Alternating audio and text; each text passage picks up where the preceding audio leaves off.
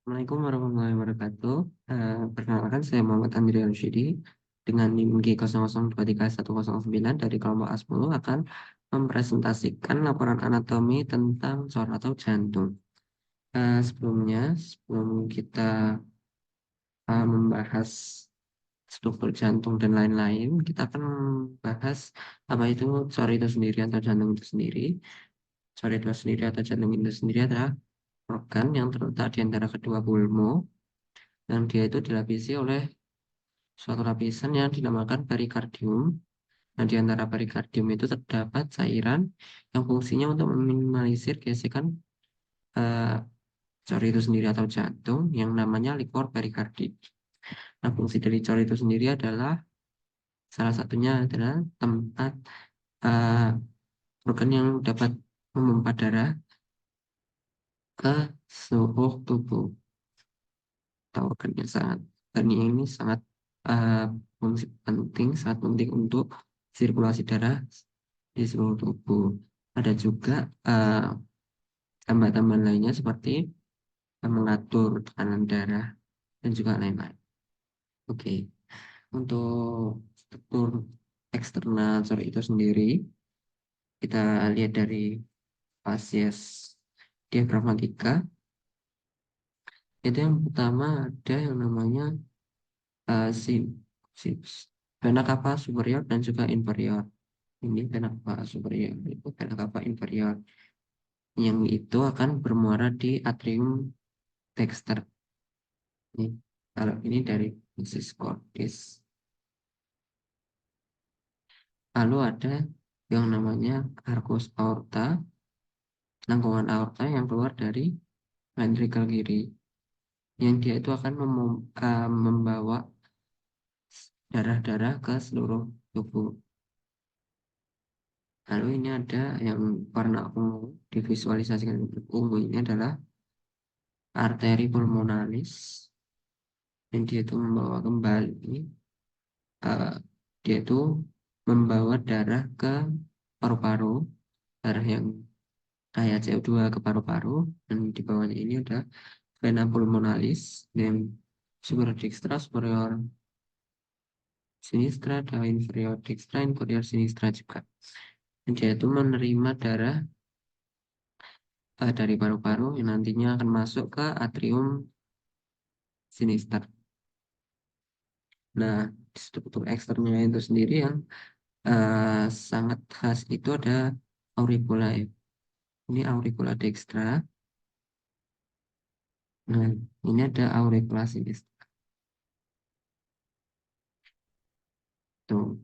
Lalu ada juga yang namanya sinus coronarius. Ini, yang dia itu eh, vena atau bagian dari vena koronaria. Lalu di sekeliling dari cor itu sendiri ada arteri vena koronaria. Ini ada eh, arteri koronaria dextra di sulcus coronarius. Ini ada sulcus ventricularis posterior dan interventriculis posterior dari arteri koronaria dextra. Ini juga ada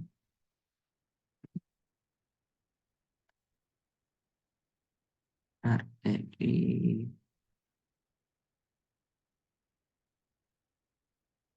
ini. Lalu ini ada sulcus terminalis.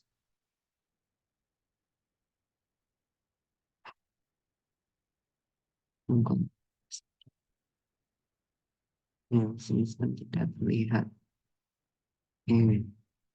Lalu ini ada juga apa ya lagi? Oh, ini apex, bagian apex atau puncak jantung, ujungnya jantung. Ini kan tadi kan aorta aorta itu ada 3 bercabang. Ada ke atas, truncus brachioradius separatus, arteri carotis communis sinistra, dan juga arteri subclavia sinistra. Lalu dia tuh nanti turun ke bawah. Jadi aorta descendens, Nanti ada pars thoracis, ada pars abdominalis. Oke, kita lanjut ya ke sinus. Sinus itu sendiri ada dua. Yang pertama sinus obliquus pericardii. Obliquus ini. Sinus obliquus pericardii ini adalah refleksi dari tempat di mana vena cava superior dan juga inferior. Dan juga vena pulmonalis memasuki jantung. Seperti ini. Sinus. Lalu ada sinus transversi pericardii. Yaitu alur di mana aorta dan juga truncus pulmonalis meninggalkan jantung. Tuh. Lalu kita akan masuk ke struktur internal. Yang pertama kita mulai dari atrium dexter.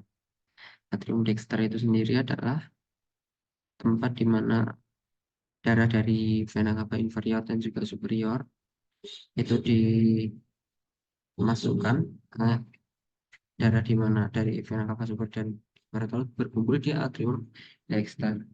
Nah, atrium dexter itu ada dua bagian, ada yang halus, ada yang kasar. Yang halus disebut dengan sinus venarum cavarum. Sementara yang kasar disebut dengan musculus pectinati. Ini musculus pectinati. Yang itu seperti serabut-serabut. Sementara untuk sinus venarum cavarum ini. Lalu bagian halus dan kasar ini dipisahkan oleh crista terminalis di bagian dalam. Ini terminalis. Dan di luar dipisahkan oleh sulcus terminalis. Jadi di sini ada di bagian luar. Sulcus terminalis. Lalu ada juga fossa ovalis dan juga limbus fossa ovalis yang dia itu literasi dari foramen ovale yang berada di septum interatriale. Yang dulu ketika masih embrio atau masih janin itu belum tertutup. Jadi foramen ovale yang berperan penting pada eh, sirkulasi fetal itu ketika sudah lahir itu terliterasi. Ini. Lalu di sini juga ada valvula sinus coronari. Dia kan di luar ada sinus coronari. Dia itu tempatnya itu keluarnya itu di sini. Dari valvula sinus coronari.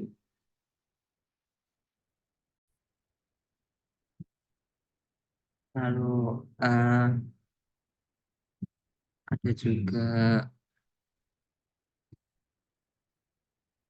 ini ostium dari AV dextra yang menghubungkan dengan ventriculus dexter.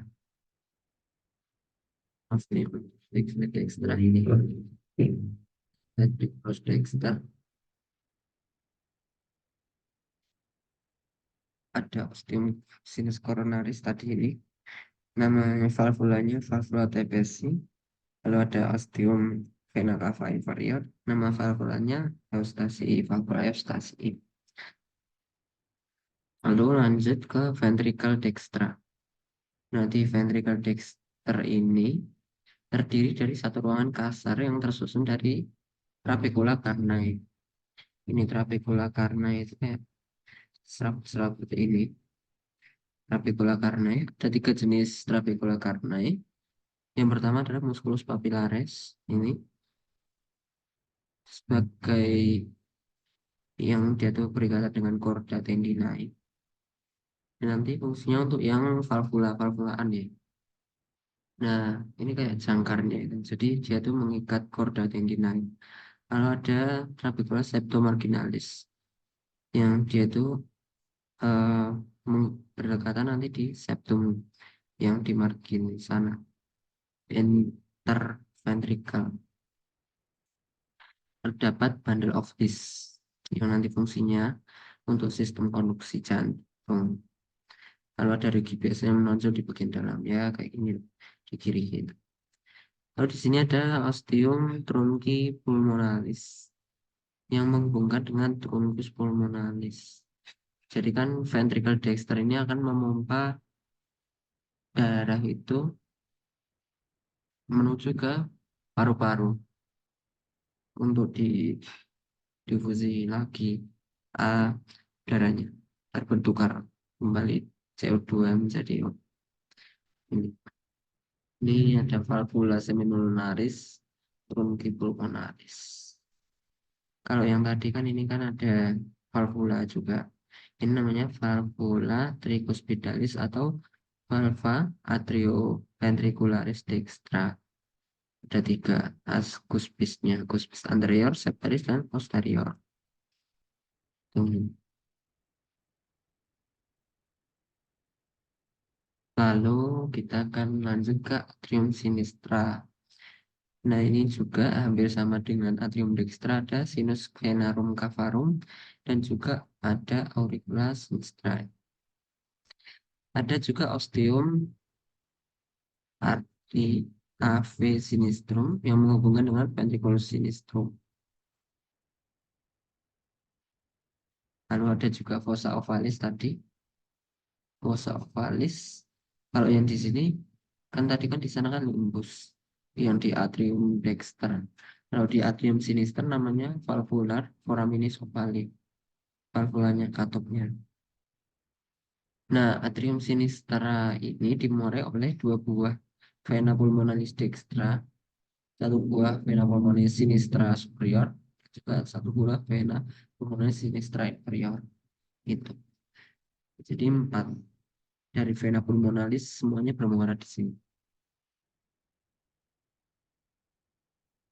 Lalu untuk yang terakhir, struktur interna ada ventricle sinistra. Dia itu eh, di sini tuh miokardiumnya paling tebal atau jantungnya itu paling tebal karena di sini tuh kunci dari eh, proses sistolik atau pemompaan keluar. Nah, di sini ada pembentuk apexis ini pojok ini apex atau puncaknya. Ada vestibulum aorta, kelihatan ya. Pokoknya itu nanti tempat yang lubang aorta dan juga ostium aorta yang menghubungkan dengan aorta, aorta. Juga ada musculus papillaris nih dengan chorda tendinia. Kalau yang di sini namanya valva mitralis atau valva atrioventricularis sinistra. Karena ada dua, posterior dan juga anterior. Ini sering juga disebut dengan bicuspid, cuspis, ya, bicuspid itu. Kalau sudah, nah ini ada sedikit tentang valvula cor. Jadi valvula cor itu sendiri ada empat ya. Ada yang valvula atrioventricularis dan juga ada valvula seminonaris. Atrioventricularis menghubungkan atrium dan juga ventricle, baik dari dextra maupun dari sinistra. Bentuknya itu seperti ini. Ini yang contohnya yang bikuspid. Dia itu ada taut ini, nama chorda tendinea. Ini valvulanya, chorda tendinea. Dan juga yang tonjolan-tonjolannya adalah musculi papillaris. Tuh. Lalu ini ada mekanismenya. Nah, kan tadi kan bentuknya kan seperti ini. Nah, ketika aliran itu hanya bisa membuka valvula di atasnya. Ini, ini kan bentuknya seperti ini. Dia tuh hanya bisa membuka valvula kalau dia tuh lewat di sini. Kalau dia tuh lewatnya dia dari bawah, itu dia tuh tidak akan terbuka dari opposite direction, dari sisi yang berlawanan itu dia tidak akan terbuka. Maka dari itu ini kan dia tidak terbuka. Ini ketika kontraksi ventricle isovolumetric itu yang tertutup katup AV-nya, katup aorta dan pulmoner juga tertutup, semuanya tertutup. Lalu ada semprotan ventricle, ini yang sistolik, dia baru terbuka.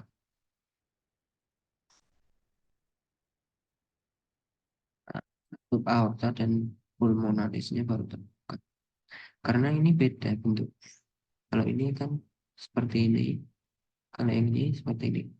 Jadi uh, letaknya itu beda. Kalau yang atrioventricularis kan seperti ini. Kalau yang seminoris itu seperti ini. Jadi dia tuh ini. berlaku hukum ini. Itu. Jadi dia bisa keluar ini ke trunkus pulmonalis, yang ini ke aorta. Sementara katut AV-nya tetap tertutup. Lanjut ke yang diastolik. Untuk yang diastolik itu sendiri kan tadi kan diastolik ya. Kalau diastolik ada relaksasi ventricle isovolumetric. Dia itu yang nanti eh,